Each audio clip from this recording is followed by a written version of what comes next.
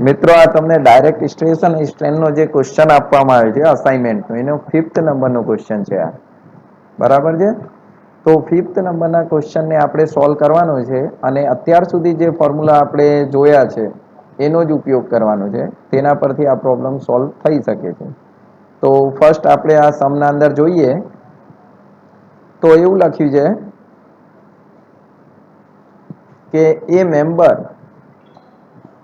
એક મેમ્બર છે form by connecting a steel bar થી એને બનાવવામાં આવ્યો છે અને એલ્યુમિનિયમ બાર એટલે બંનેને વેલ્ડિંગ થી જોઈન્ટ કરવામાં આવ્યો છે આ તમને ફિગરમાં દેખાતું હશે અહીંયા આ ફિગરમાં વિઝિબલ છે અહીંયા જેના અંદર ઉપરની બાર જે દેખાય છે એને આપણે નંબર 1 આપી દઈએ સ્ટીલને જે બાર છે એને નંબર 1 આપી દઈએ અને આ જે સેકન્ડ બાર છે એ એલ્યુમિનિયમની બાર છે એને નંબર 2 આપી દઈએ તો બંનેની લંબાઈ આપેલી છે સ્ટીલ બારની લંબાઈ છે 20 સેન્ટીમીટર અને 30 સેન્ટીમીટર આપેલું છે આપણને એલ્યુમિનિયમ બારની લંબાઈ એરિયા પણ આપેલો છે સ્ટીલ બારનો એરિયા જોઈ શકો છો આપણે 6 સેન્ટીમીટર બાય 6 સેન્ટીમીટર એટલે કેવું સેક્શન છે એ સ્ક્વેર ટાઈપનું ક્રોસ સેક્શન છે એને એટલે એનો એરિયા પણ આપણને કઈ રીતે મળે બી સ્ક્વેર કરીએ આપણે બી ઇન્ટુ બી એટલે 6 ગુણ્યા 6 એના ઉપરથી મળી શકે છે પણ એ એરિયા આપણો સેન્ટીમીટર સ્ક્વેરમાં આવશે આપણે બધો એકમ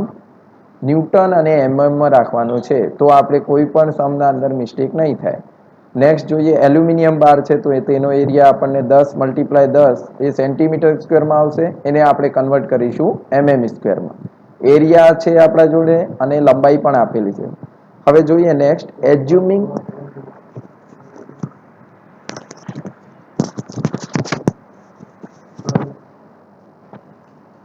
એવું લખ્યું છે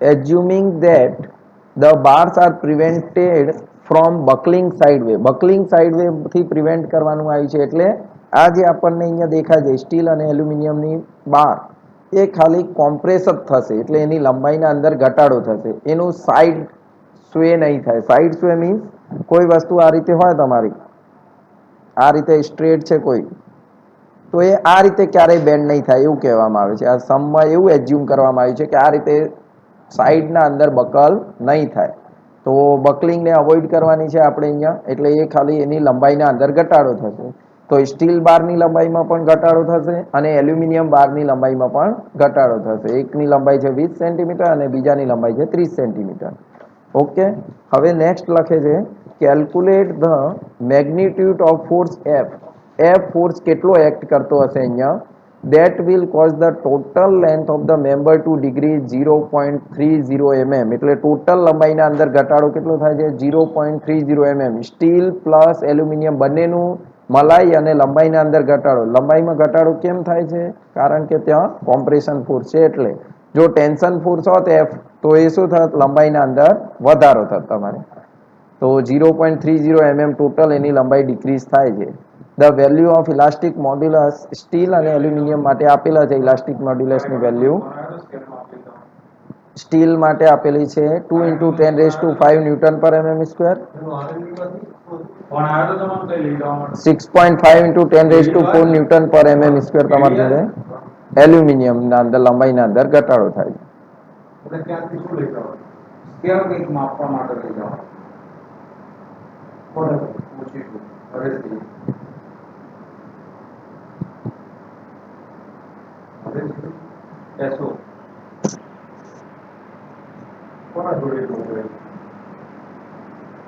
સાહેબ આ કેડીમાં આવ્યો તો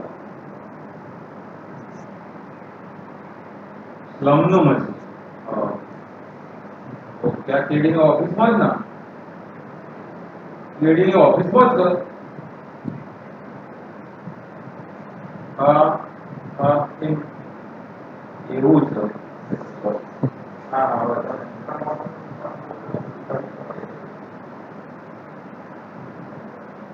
ચલો મિત્રો હવે જોઈએ મોડ્યુલસ ઓફ ઇલાસ્ટિસિટી પણ આપેલા છે આપણને અલગ અલગ તો હવે સૌથી પહેલા સેક્શન 1 ની વાત કરીએ જે આપણું સ્ટીલનું સેક્શન છે તેના માટે તો પહેલું જે સેક્શન છે સ્ટીલની અહીંયા ગણતરી કરીએ સ્ટીલ એને આપણે 1 નંબર આપ્યો છે તો L1 આપણને આપેલું છે L1 = 20 સેન્ટીમીટર છે સ્ટીલ તો એને mm માં લખીએ તો 200 mm. L1 equal to 200 mm. Next A1 area 1 થઈ જશે આપણા જોડે 6 સેન્ટીમીટર છે એટલે 60 mm. 60 multiply by 60 equal to થઈ જશે આપણા જોડે 3600 mm સ્ક્વેર. એરિયા આવી જાય છે. નેક્સ્ટ પહેલું જે સેક્શન છે આપણું સ્ટીલનું છે તો steel E1 modulus of elasticity steel માટે કેટલો આપ્યો છે જોઈ શકો છો તમે 2 into 10⁵ ન્યૂટન પર mm સ્ક્વેર. આટલી કેલ્ક્યુલેશન આપણને આપેલી છે. નેક્સ્ટ જોઈએ હવે સેકન્ડ સેક્શન માટે. સેકન્ડ સેક્શન આપણને આપ્યું છે સ્ટીલ પછી છે એલ્યુમિનિયમ. એલ્યુમિનિયમના અંદર એટલે L2 આપણને આપ્યું છે 300 mm. A2 આપણને આપેલું છે 10 into 10 અથવા તો 100 into 100 જો mm માં લખીએ તો કેટલું થશે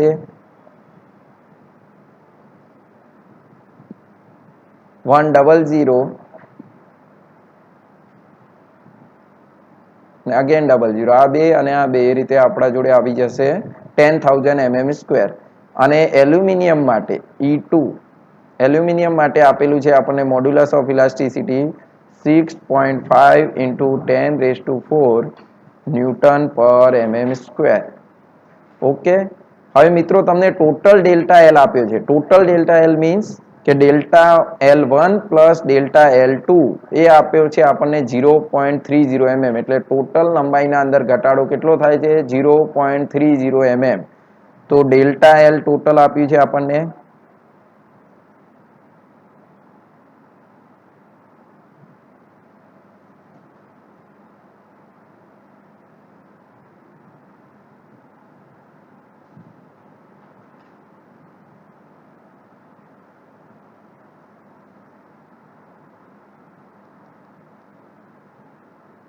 delta L equal two 0.30 mm એ કોના ઇક્વલ થશે delta L1 plus delta L2 ના ઇક્વલ થશે.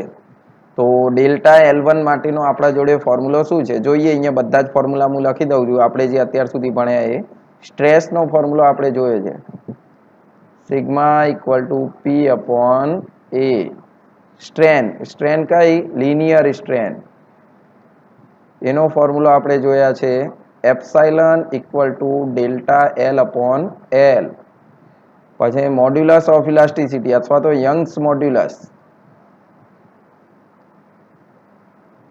E નો ફોર્મ્યુલો છે આપણા જોડે sigma upon epsilon.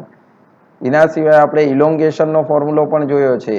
ઇલોંગેશન delta L equal to P L upon A E. આ ફોર્મ્યુલા અત્યાર સુધી આપણે જોઈ ચૂક્યા છીએ. 4 ફોર્મ્યુલા છે. તો અહીંયા મિત્રો વાત કરવાની છે ડેલ્ટા એલ ની. તો ડેલ્ટા એલ માટે આ ફોર્મ્યુલા આપણને લાગુ પડશે અહીંયા પીએલ અપોન એ ઈ. તો બે સેક્શન છે સ્ટીલ માટે અલગ છે અને એલ્યુમિનિયમ માટે અલગ છે. તો ડેલ્ટા L1 થઈ જશે આપણું સ્ટીલ માટે અને ડેલ્ટા L2 થઈ જશે આપણું એલ્યુમિનિયમ માટે. તો મિત્રો અહીંયા જો L ની વેલ્યુ આપેલી છે આપણને L1 પણ આપેલો છે L2 પણ A1 પણ આપેલો છે એરિયા અને A2 પણ અને E એટલે મોડ્યુલસ ઓફ ઇલાસ્ટિસિટી E1 અને E2 બંને આપેલું છે આપણને.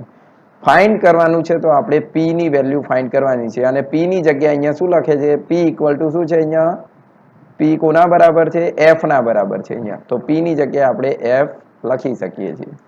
તો આ ફોર્મ્યુલા પરથી જોઈએ આપણે ઇક્વલ ટુ ડેલ્ટા L1 ની જગ્યાએ લખી શકીએ છીએ આપણે P ની જગ્યાએ લખીએ F એ કોમન આવી જશે. F બંનેમાં કોમન છે. L1 upon A1 E1 plus L2 upon A2 E2. મિત્રો બધી જ વેલ્યુ આના અંદર પુટ કરી અને એને ઇક્વલ ટુ આપણે કરી દઈશું 0.30 ને.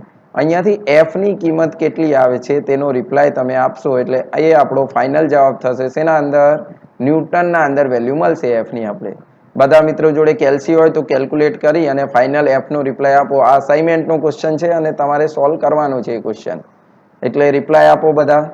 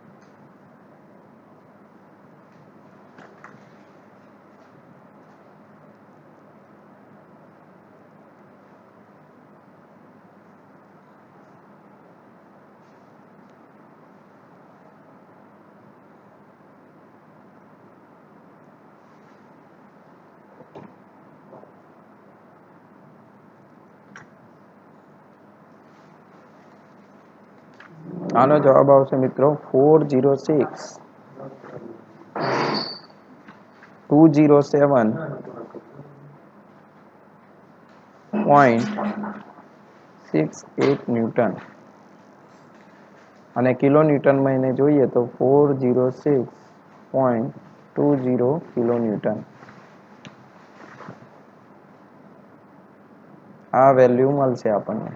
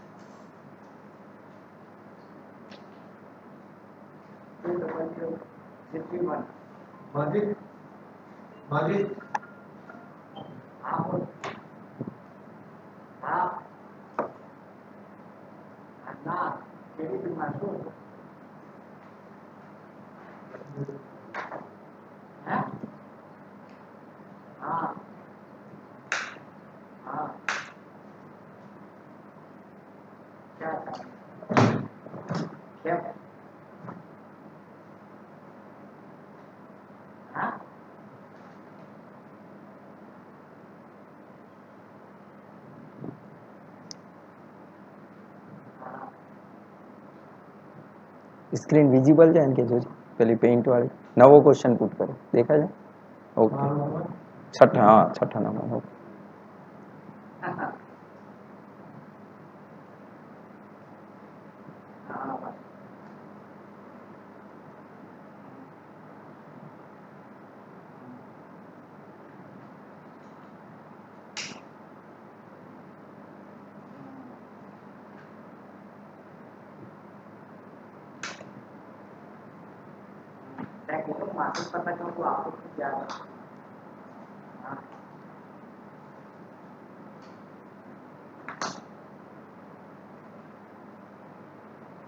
મિત્રો આ તમને એક એલિમેન્ટ દેખાય છે બાર આપેલી છે એક આખી bar having cross section area 900 mm square એટલે એરિયા આપણને આપેલો છે બારનો એ ઇક્વલ ટુ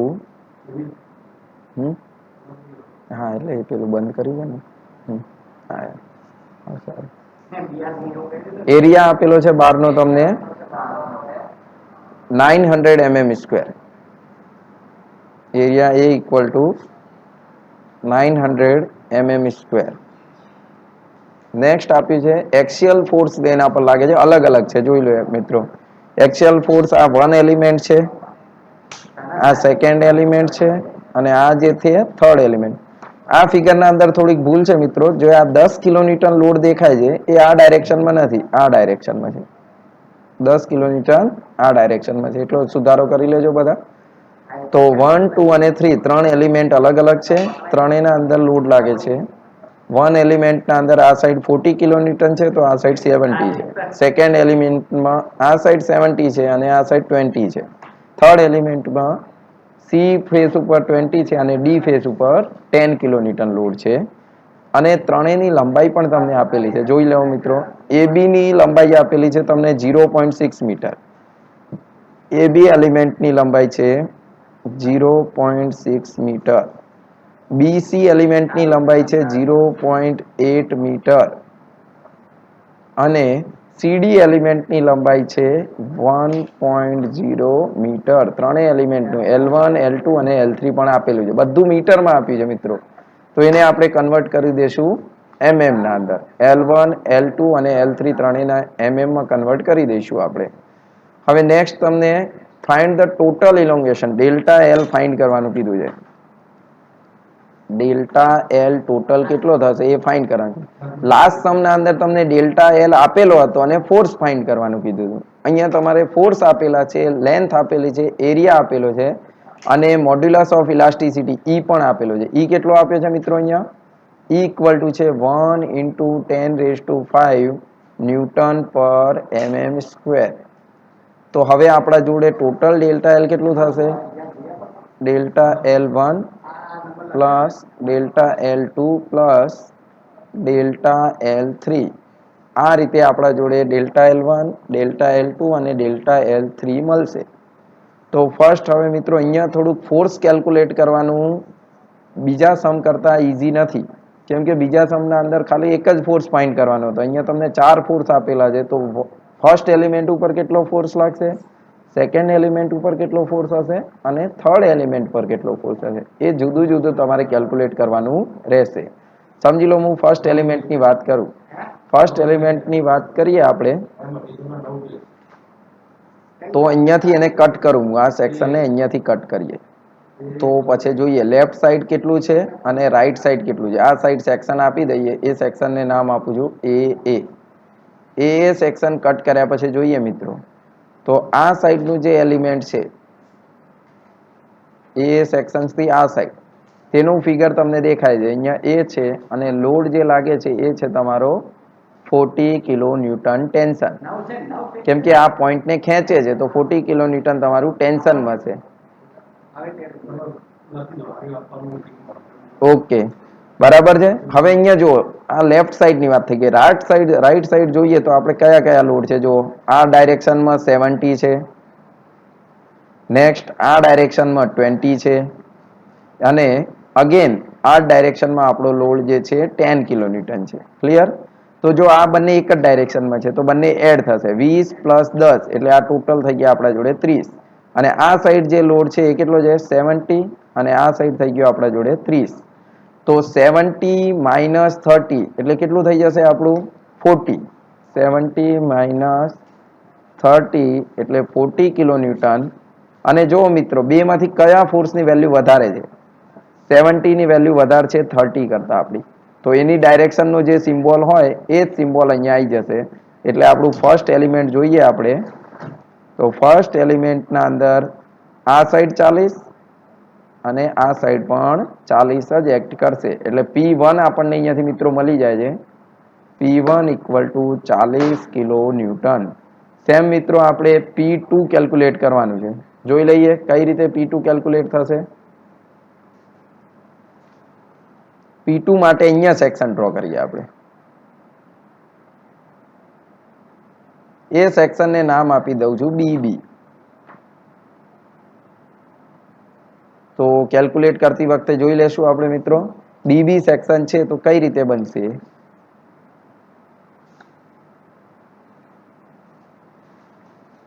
આ ડાયરેક્શનમાં 40 છે અને આ ડાયરેક્શનમાં 70 છે. અને સેક્શનની પેલી સાઈડ જોઈ લઈએ. આ ડાયરેક્શનમાં 10 છે અને આ ડાયરેક્શનમાં 20 છે.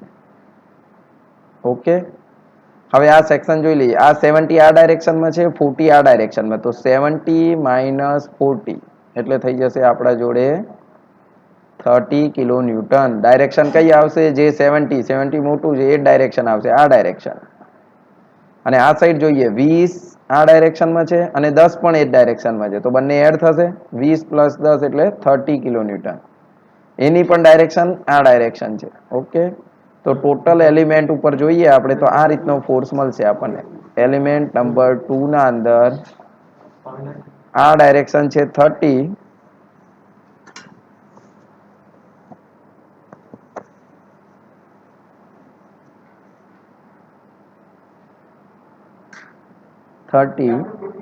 અને આ ડાયરેક્શન છે 30.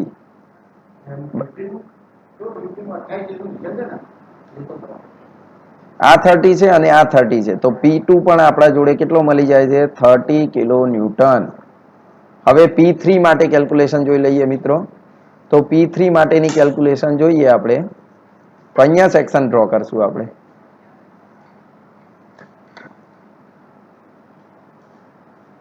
This will be here. અહીંયા સેક્શન આવી ગયું, એને CC નામ આપી દઈએ. તો બહુ ઈઝી જ છે આ સેક્શન. જો મિત્રો આ સાઈડ જોઈ લઈએ,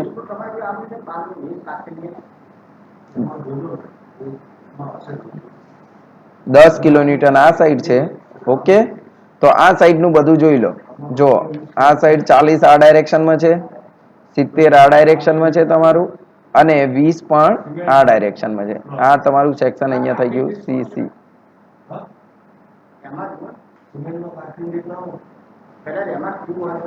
40, 70 અને 20.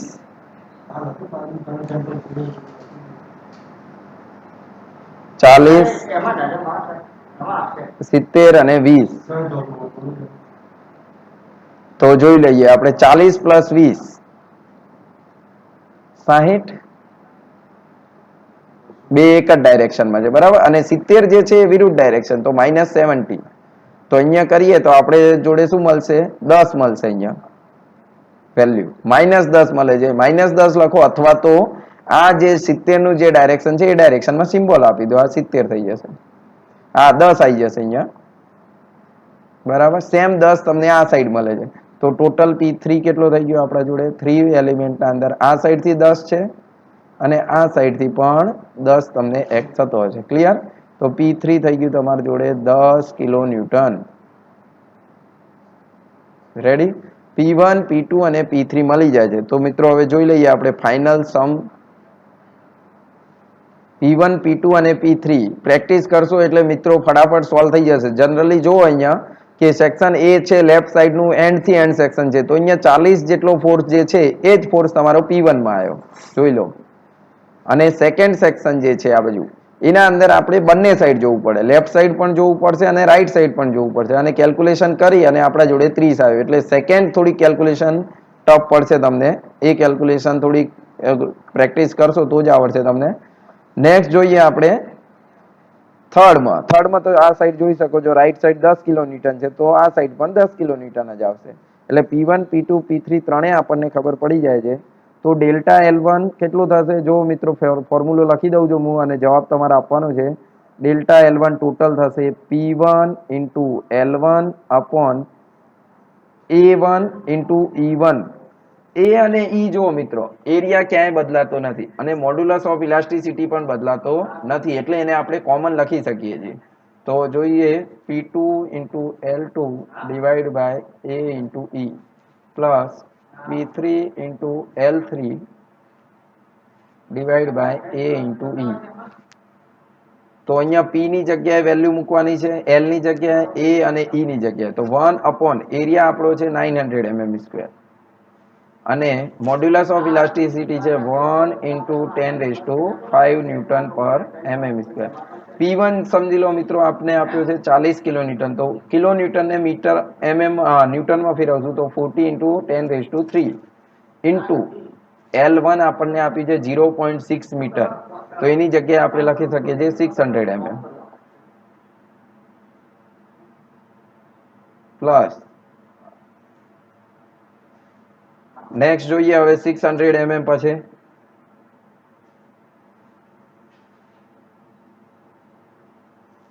30 ઇન્ટુ 10⁵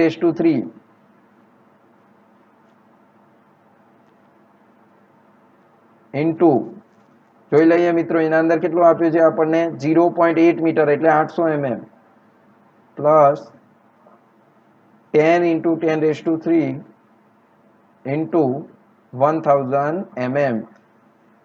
આ આખું સમ સોલ્વ કરશો એટલે તમને મળશે ડેલ્ટા L ની વેલ્યુ. અહીંયાથી ફાઇનલ ડેલ્ટા L નો જવાબ શું આવે છે મિત્રો? રિપ્લાય કરો ચેટ બોક્સના અંદર.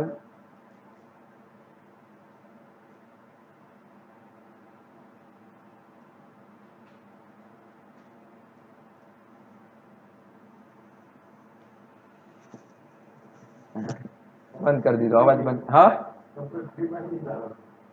આવી ગયું છે ને, પણ થોડુંક એકમાં માતું નહીં બધું. હા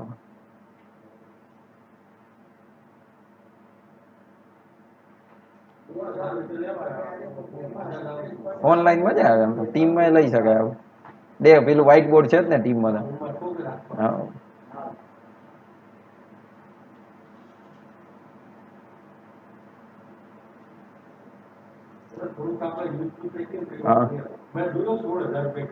હા અઘરું છે.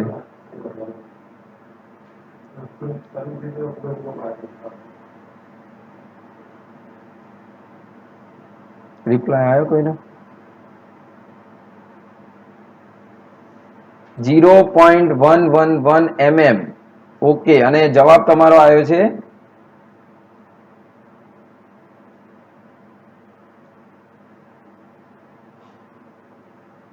જો મિત્રો અહીંયા એક આપણે ધ્યાન રાખવાની વસ્તુ છે કે જે ફોર્સ ટેન્શન હતો એને આપણે પ્લસમાં લખ્યો છે, પણ જે ફોર્સ કોમ્પ્રેશનમાં છે એને માઇનસમાં લખવાનો હતો. એટલે સેકન્ડ નંબરનો જે એલિમેન્ટ છે એ કોમ્પ્રેશનના અંદર છે, તો અહીંયા -30 આવશે.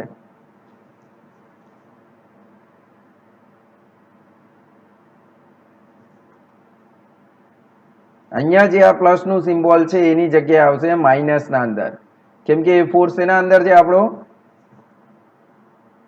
કોમ્પ્રેશનના અંદર, અને થર્ડ જે ફોર્સ છે આ તે પણ આપણો ફોર્સ છે કોમ્પ્રેશન છે, એટલે માઇનસ સિમ્બોલ આવશે. આ બંને જગ્યાએ માઇનસ આવશે એટલે તમારો જવાબ જે આવે છે, મિત્રોએ સરસ જવાબ રિપ્લાય કર્યો છે, ડેલ્ટા એલ ઇક્વલ ટુ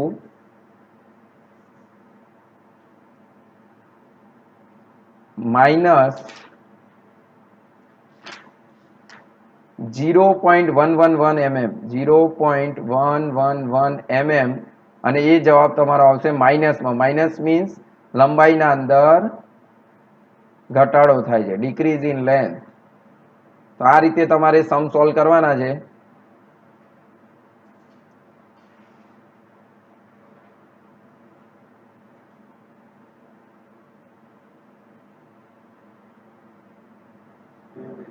હવે બીજી સ્ક્રીન પર પીપીટી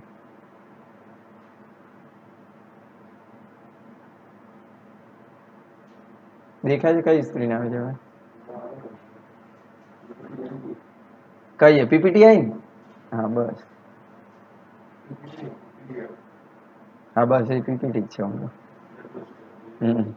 ચલો મિત્રો, હવે આજે જે આપણને ટોપિક કન્ટિન્યુ કરવાનો છે તે ટોપિક છે લેટરલ સ્ટ્રેસ અને લેટરલ સ્ટ્રેન.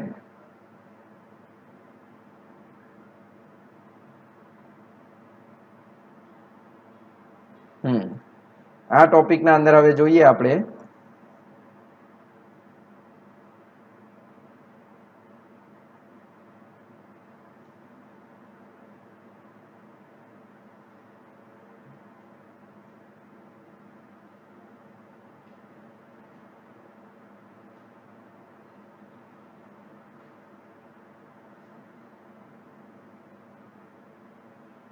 તો લેટરલ સ્ટ્રેન અને લિનિયર સ્ટ્રેન. લિનિયર સ્ટ્રેન વિશે આપણે ચર્ચા કરી ચૂક્યા છીએ. લિનિયર સ્ટ્રેનને આપણે એપ્સાઇલન થી લખીએ છીએ અને તેનો ફોર્મ્યુલો છે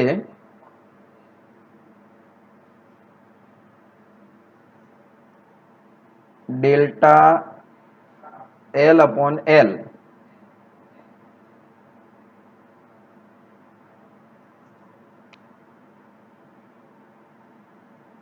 ડેલ્ટા એલ અપોન એલ એ ફોર્મ્યુલો છે આપણો છે એનો લિનિયર સ્ટ્રેન માટે.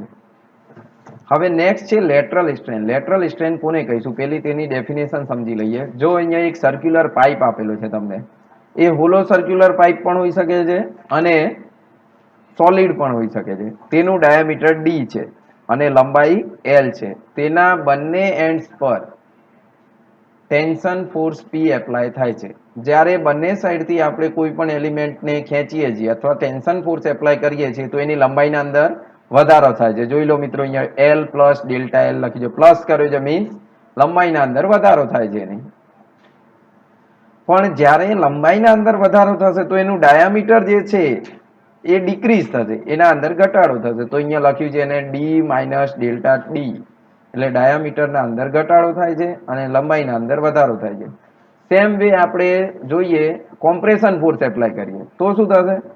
સમજી લો કે આ એલિમેન્ટ છે અને તેના અંદર આપણે કોમ્પ્રેશન ફોર્સ પી એપ્લાય કરીએ તો લંબાઈના અંદર ઘટાડો થશે અને ડાયામીટરના અંદર વધારો થશે. તો અહીંયા ડી પ્લસ ડેલ્ટા ડી થઈ જશે અને એલ માઇનસ ડેલ્ટા એલ એવું થઈ જશે આપણે. તો લેટરલ સ્ટ્રેનની વાત કરીએ તો lateral strain represent with the lateral diameter of element. Lateral એટલે લંબાઈ વાળા ડાયરેક્શનના એલિમેન્ટ નહીં, લેન્થને આપણે કન્સિડર નથી કરવાની. ત્યાં ડાયામીટર અથવા તો અધર બે ડાયમેન્શન હોય. આ સર્ક્યુલર સેક્શન છે એટલે ડાયામીટર છે. જો આપણું રેક્ટેન્ગ્યુલર અથવા તો સ્ક્વેર સેક્શન હોત તો એની વિથ હોત, ત્યાં વિથ અને ડેપ્થ. તો અહીંયા લખેલું છે ટેન્સાઇલ ફોર્સના લીધે ડેલ્ટા એલ જેટલો લંબાઈમાં વધારો થાય છે અને ડાયામીટરના અંદર ડેલ્ટા ડી જેટલો ઘટાડો થાય છે. કોમ્પ્રેસિવ ફોર્સ હોય તો ઓપોઝિટ થઈ જશે, ડાયામીટરમાં વધારો થશે અને લેન્થના અંદર ઘટાડો થશે. તો અહીંયા જ લખ્યું છે the strain in its oven direction is known as linear strain. Linear strain એટલે લંબાઈની ડાયરેક્શનના અંદર જે સ્ટ્રેન મળે, જો અહીંયા ડેલ્ટા એલ અપોન એલ જે છે એ લિનિયર સ્ટ્રેન છે, પણ opposite kind of strain in every direction at right angle to its, એટલે લિનિયર જે ડાયરેક્શન છે એનાથી રાઇટ એંગલ, આ સમજી લો એક્સિસ એક્સ છે આપણી, તો આ વર્ટિકલ એક્સિસમાં ડાયામીટર છે વાય અને હોરિઝોન્ટલ એક્સિસ આ રીતે એ ઝેડ હોય, તો એ બંને એલિમેન્ટ વાય અને ઝેડ ના અંદર જે આવતું હોય તેના અંદર વધારો કે ઘટાડો થાય તો એને આપણે શું કહીશું? Lateral strain. તો લેટરલ સ્ટ્રેન ની ડેફિનેશન ઉપરથી જોઈએ આપણે,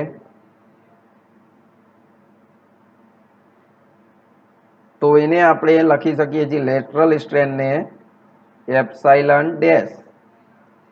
epsilon dash equal to delta D upon D. આ સર્ક્યુલર સેક્શનના કેસમાં.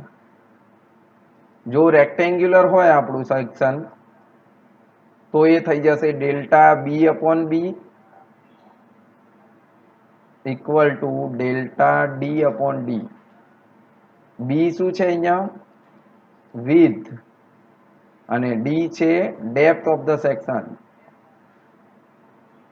આ શેના માટે છે? રેક્ટેન્ગ્યુલર માટે. સર્ક્યુલર માટે ડાયામીટર જ હોય આપણે, બીજો કોઈ એલિમેન્ટ હોતું નથી. તો હવે તેના પરથી જ એક રેશિયો આવે છે, પોઈઝન રેશિયો. પોઈઝન રેશિયો શું કહે છે કે તમારા જોડે જો લેટરલ સ્ટ્રેન હોય કોઈ પણ એલિમેન્ટની, એને ડિવાઈડ કરો તમે એની લિનિયર સ્ટ્રેનથી, તો લેટરલ સ્ટ્રેનને આપણે એપ્સાઇલન ડેશ કહીએ છીએ, લિનિયર સ્ટ્રેનને આપણે એપ્સાઇલન કહીએ છીએ. તો એક કોન્સ્ટન્ટ મળે છે, એ કોન્સ્ટન્ટને મ્યુ અથવા તો 1/m થી લખાય છે. જો નીચે લખેલું છે 1/m અથવા મ્યુ એને કહી શકીએ છીએ આપણે. તો એ રેશિયો આપણો કહેવાશે પોઈઝન રેશિયો, અને પોઈઝન રેશિયો જનરલી 0 to 1 ના વચ્ચે જ લાઈ કરતો હશે, કેમ કે linear strain generally lateral strain કરતા વધારે હોય, એટલે નીચેની વેલ્યુ જો વધારે હોય તો સમજી લો કે લેટરલ સ્ટ્રેન તમારી 10 mm છે અને લિનિયર સ્ટ્રેન 100 mm છે, તો આ નીચેની વેલ્યુ વધારે છે એટલે 1/100 કરીએ, 1/10 ઇક્વલ ટુ થઈ જશે તમારું 0.1. અને રેશિયો છે એટલે એનો કોઈ એકમ નહીં હોય, મ્યુની કોઈ પણ યુનિટ નહીં હોય, એકમ રહિત હશે. ક્લિયર? તો પોઈઝન રેશિયો આપણે જોયું અને લેટરલ સ્ટ્રેન. નેક્સ્ટ જોઈએ હવે volumetric strain. Lateral strain, linear strain. વોલ્યુમથી જ આપણને ખબર છે કે વોલ્યુમ કોને કહીએ. સમજી લો કે એક ક્યુબ છે, એના ડાયમેન્શન તમને આપેલ હોય એલ બી ઇન્ટુ એચ. તો એલ છે, બી છે અને એચ છે, એલ બી અને એચ. તો અહીંયાથી આપણને શું મળશે?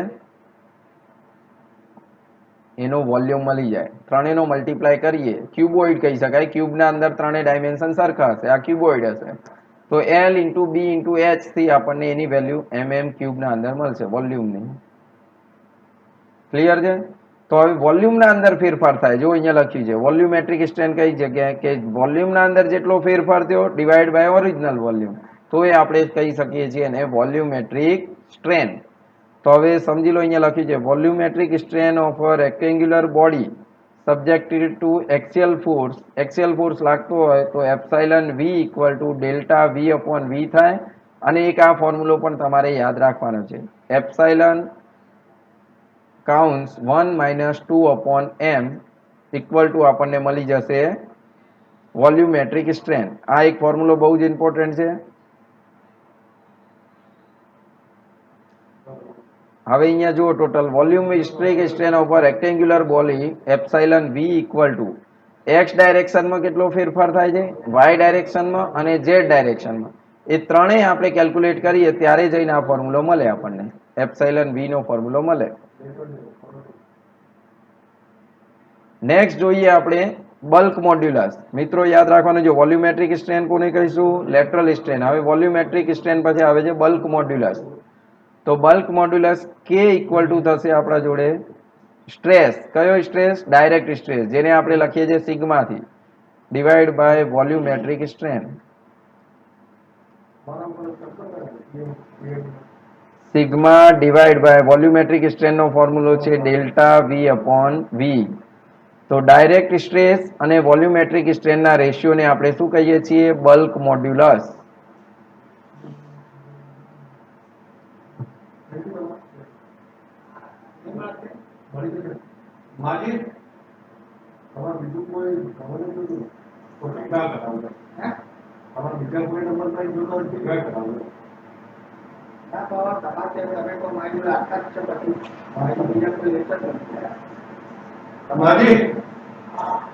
જો મિત્રો, હવે આપણે અત્યાર સુધી જે જોયા એના અંદર ડાયરેક્ટ સ્ટ્રેસ છે,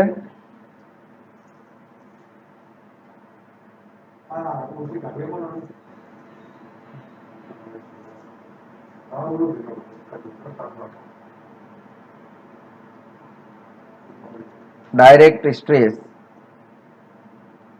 એટલે થઈ ગયું આપણા જોડે સિગ્મા, એનો ફોર્મ્યુલો છે પી અપોન એ.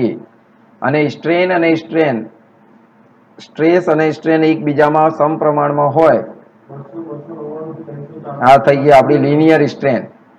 અને આ બંને જ્યારે સમપ્રમાણમાં હોય તો ઈ મળે છે સિગ્મા અપોન એપ્સાઇલન, જેને આપણે કહીએ છીએ modulus of elasticity.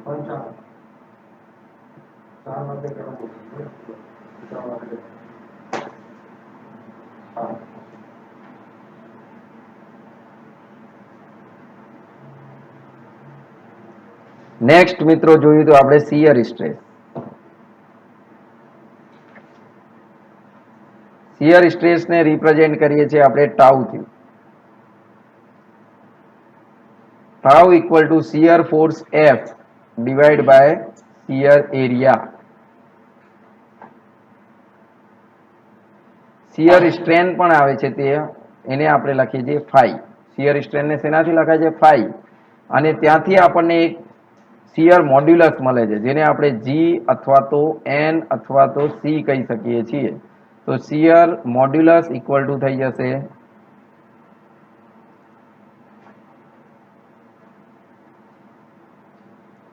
Tau upon epsilon. Tau upon epsilon ઉપરથી આપણને શિયર મોડ્યુલસ મળે છે. નેક્સ્ટ આપણે જોયું લેટરલ સ્ટ્રેન.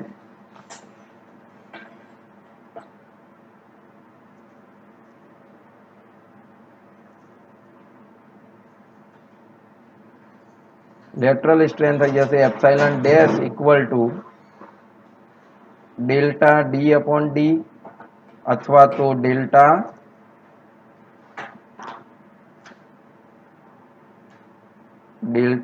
બી અપોન બી. ઓકે, આ રીતે આપણને એપ્સાઇલન ડેશ મળે છે. વોલ્યુમેટ્રિક સ્ટ્રેન પણ જોઈએ આપણે.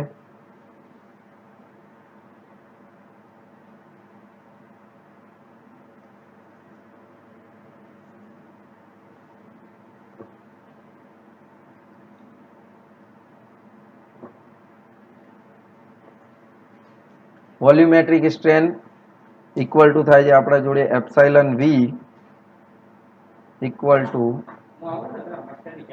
Delta V upon V. Okay, અહીંયાથી વોલ્યુમેટ્રિક સ્ટ્રેન થઈ જાય છે. વોલ્યુમેટ્રિક સ્ટ્રેન મળી ગયા પછી આપણે આ જુદા જુદા મોડ્યુલસ જોયા. બલ્ક મોડ્યુલસ,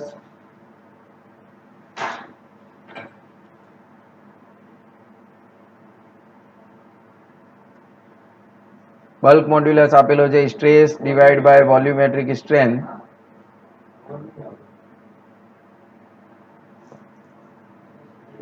હલો,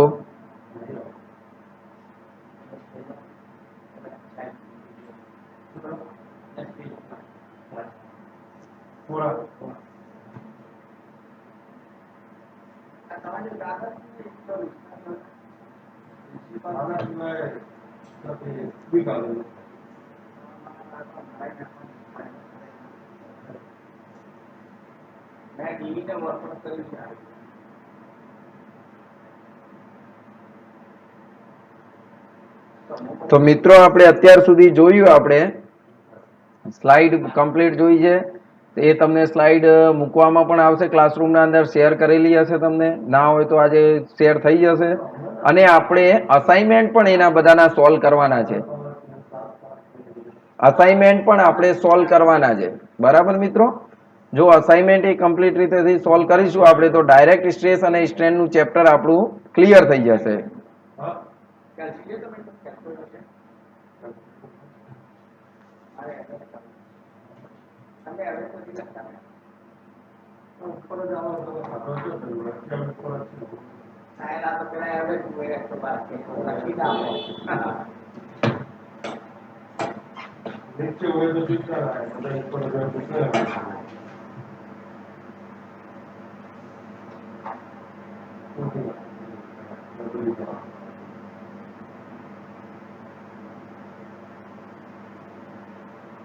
હા મિત્રો, જોઈએ હવે તો સિલેબસ તરફ ફરીથી જોઈશું આપણે.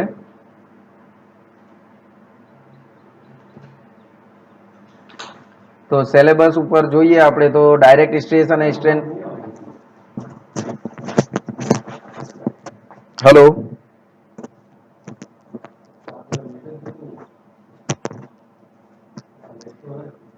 ઓડિયો સંભળાય છે મિત્રો બધાને?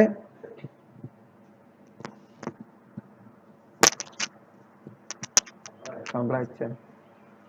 હા તો મિત્રો જોઈએ હવે સિલેબસ તમને દેખાતો હશે અત્યારે સ્ક્રીન પર. તો સિલેબસના અંદર જોઈ લઈએ. સૌથી પહેલા calculate material properties under longitudinal and lateral loads. એના અંદર આપણે કેલ્ક્યુલેટ કરવાની હતી મટીરિયલની પ્રોપર્ટી. તો લોંગિટ્યુડનલ લોડના લીધે જે આપણા સ્ટ્રેસ આવે છે sigma equal to P upon A, અને લેટરલ લોડના લીધે આપણા જોડે વોલ્યુમેટ્રિક સ્ટ્રેન આવે છે અને લેટરલ સ્ટ્રેન આવે છે. તો તે આપણે જોઈ લીધું છે. જોઈએ સબ ટોપિકના અંદર લિનિયર સ્ટ્રેન આપણે જોઈ ચૂક્યા છીએ, direct stress, Hooke's law, numerical problem based on direct stress and linear strain જે હમણાં આપણે સમ કર્યા છે. હવે એક ટોપિક અગત્યનું બાકી છે, strain stress curve for mild steel. તેના પરથી એક મોડ્યુલસ ઓફ ઇલાસ્ટિસિટી જોઈ ચૂક્યા છીએ આપણે, capital E equal to sigma upon epsilon. Next yield breaking અને અલ્ટિમેટ સ્ટ્રેસ આપણે જોવાનો બાકી છે. ફેક્ટર ઓફ સેફટી પણ જોવાનું બાકી છે હજી.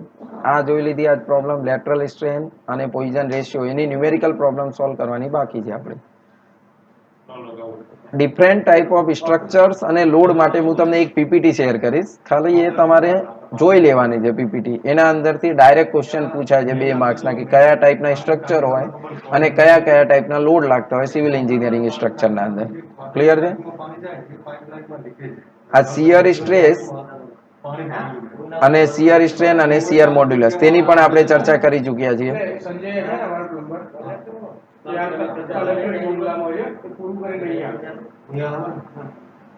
તમે મને ફોન કરી અઠવાડિયે નંબર આપજો, હું એને જગ્યા પ્રોબ્લેમ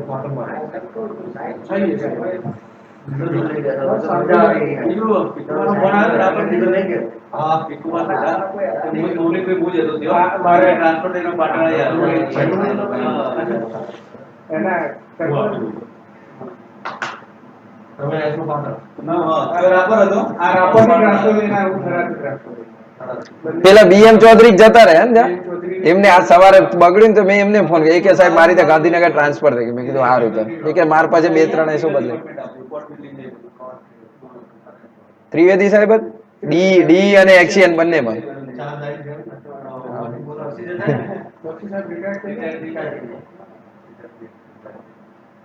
આ સ્ક્રીન નથી દેખાતી એમ કે સિલેબસ દેખાય છે? બસ યાર.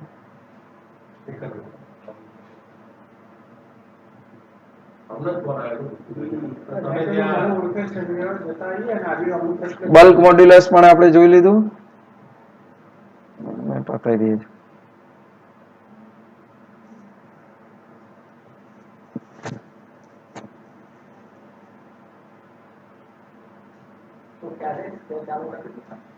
બલ્ક મોડ્યુલસ જોઈ લીધું અને volumetric strain along with numerical problem. એટલે વોલ્યુમેટ્રિક સ્ટ્રેનના આપણે સમ જોવાના છે. ક્લિયર? હવે એક સ્ટ્રેન એનર્જીનું જે ચેપ્ટર છે એ આખું બાકી છે અત્યારે. એ આપણે નેક્સ્ટ લેક્ચરના અંદર જોઈશું. હવે જોઈએ કમ્પોઝાઇટ અને કમ્પાઉન્ડ સેક્શન. તે પણ આપણે જોઈ લીધા. કમ્પોઝાઇટ કોને કહીએ? જે 2 મટીરિયલથી બનેલો હોય, સ્ટીલ એલ્યુમિનિયમ, સ્ટીલ કોપર. અને કમ્પાઉન્ડ સેક્શન એના અંદર ટોટલ આપણો જે સ્ટ્રેસ લાગે છે, ફર્સ્ટના અંદર લાગતો સ્ટ્રેસ સિગ્મા 1 અને બીજા સેક્શનમાં લાગતો સ્ટ્રેસ સિગ્મા 2, બંનેને એડ કરી દઈએ અને ફાઇનલ ફોર્સ ફાઇન્ડ કરવો હોય તે પણ ફાઇન્ડ કરી શકીએ છીએ આપણે.